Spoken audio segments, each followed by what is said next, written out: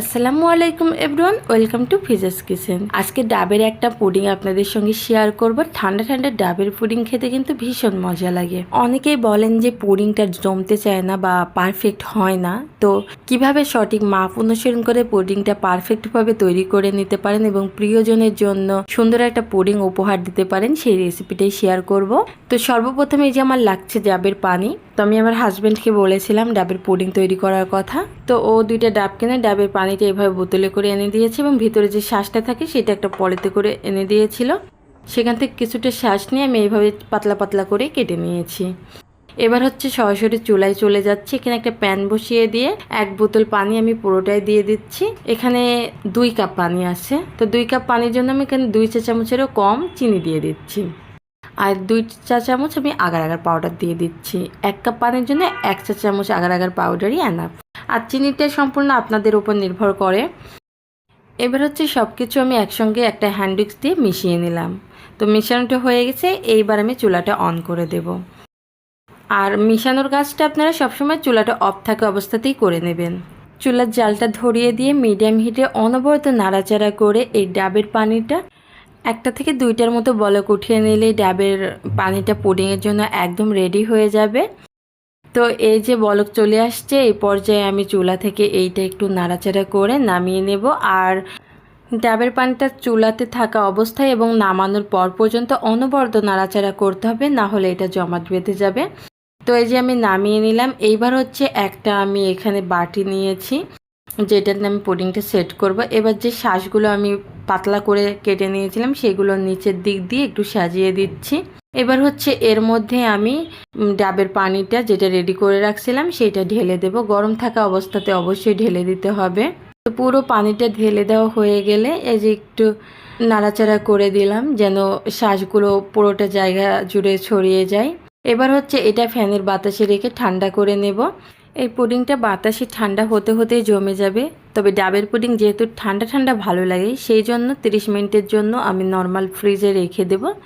এই তো 30 মিনিট পর বের করে আনলাম। সাইডটা একটু খুলে নিচ্ছি, সেক্ষেত্রে ঢালার ক্ষেত্রে সুবিধা হবে। এবার হচ্ছে একটা প্লেটের উপরে আমি ঢেলে নেব। তো প্লেটটা যে উপর থেকে দিয়ে দিলাম, দিয়ে এবার হচ্ছে পুডিংটা ঢেলে নেব। হালকা হাত দিয়ে একটু ঝাঁকে দিলে দেখবেন যে পুডিংটা খুব সুন্দরভাবে খুলে আসছে। এই যে দেখুন পুডিংটা কিন্তু মাশাআল্লাহ অনেক সুন্দর হয়েছে, দেখতেও যেমন আকর্ষণীয় হয়েছে ঠিক তেমনই কিন্তু ভালো জমেছে। এবার হচ্ছে আপনাদেরকে কেটে দেখিয়ে দিচ্ছি। ডাবের পুডিং দেখতে যতটা সুন্দর হয় ঠিক তেমনই কিন্তু অনেক বেশি মজার হয় এটা খেতে। স্বাস্থ্যের জন্য ডাবের পানি অনেক ভালো, তারপরেও কিন্তু আমরা অনেকে এটা খেতে চাই না। তো এইভাবে পুডিং বানিয়ে একবার দেখবেন, এতটা মজার হয় আমি বাসায় তৈরি না করলে নিজে বুঝতামই না। এখন যেই পরিমাণ গরম পড়ছে, তো বাইরে থেকে আসার পর ফ্রিজ থেকে এরকম ঠান্ডা ঠান্ডা একটা যদি পুডিং বের করে খাওয়া যায়, তাহলে মন প্রাণ শরীর পুরোটাই কিন্তু একদম ঠান্ডা হয়ে যাবে। তো ভাইয়ারা যখন অফিস থেকে আসে, আপনারা চাইলেই কিন্তু এরকম একটা পুডিং তাদের সামনে দিতে পারেন। আমার মনে হয় তারা ভীষণ খুশি হবে এবং খেয়ে অনেক মজা পাবে। আর আলহামদুলিল্লাহ আমার পুডিংটা এত ভালো জমেছে, আপনারা যদি এই রেসিপিটা ফলো করেন ইনশাল্লাহ আপনাদের পুডিংটাও কিন্তু এইরকমই ভালো জমবে। হ্যালো এভরিওয়ান, আসসালামু আলাইকুম, ওয়েলকাম টু ফিজাস কিচেন। আমার আজকের রেসিপি হলো মিল্ক কোকোনাট পুডিং। আশা করছি আপনাদের কাছে ভালো লাগবে। ভালো লাগলে রেসিপিটা অবশ্যই বাসাতে একবার ট্রাই করবেন। মিল্ক কোকোনাট পুডিংটা তৈরি করার জন্য প্রথমে হচ্ছে চুলাতে একটা প্যান বসিয়ে 1 কাপ ডাবের পানি দিয়ে দিলাম। যেহেতু 1 কাপ পানি দিলাম, সেই জন্য 1 টেবিল চামচ আগার আগার দিয়ে খুব ভালো করে পানির সঙ্গে মিশিয়ে নিলাম। আর এটা অবশ্যই চুলাটা অফ থাকা অবস্থাতেই করতে হবে। ডাবের পানির সঙ্গে আগার আগারটা খুব ভালোভাবে মেশানো হয়ে গেছে। এবার আমি চুলাটা অন করে দিলাম। এবার হচ্ছে অনবরত নাড়াচাড়া করে এটা জাল করে নেব। 1 থেকে 2টা বলক ভালো করে উঠিয়ে নিলে এটা রেডি হয়ে যাবে।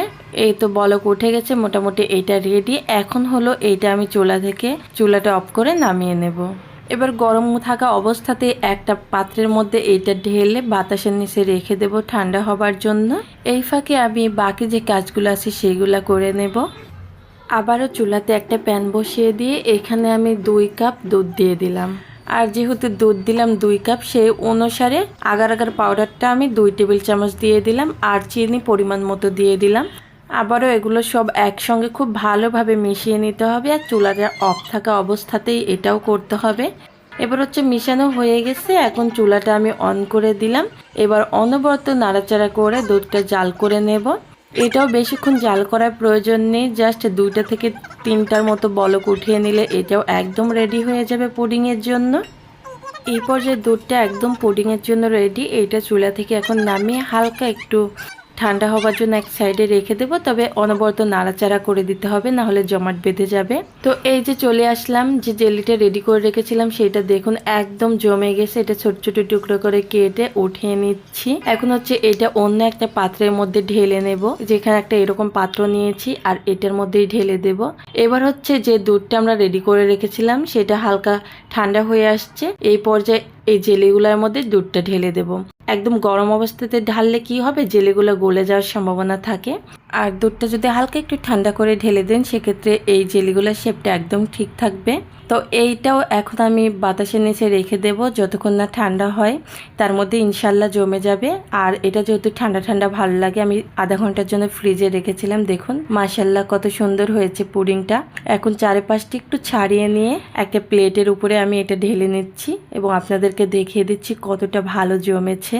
এই প্রচণ্ড গরমে এইরকম ঠান্ডা ঠান্ডা একটা পুডিং খেলে মন প্রাণ কলিজা সহ ঠান্ডা হয়ে যাবে। হাজবেন্ডরা সারাদিন পর বাসায় ফেরার পর তাদের মাথা যে পরিমাণ গরম হয়ে থাকে, এরকম একটা পুডিং বানিয়ে বাসায় রেখে দেবেন, যখন আসবে তখনই খেতে দেবেন, দেখবেন মাথার সঙ্গে শরীর মন সব ঠান্ডা হয়ে গেছে। রেসিপিটা কেমন লাগলো অবশ্যই কমেন্টে জানাবেন। ভালো লাগলে বেশি বেশি লাইক এবং শেয়ার দিয়ে পাশেই থাকবেন।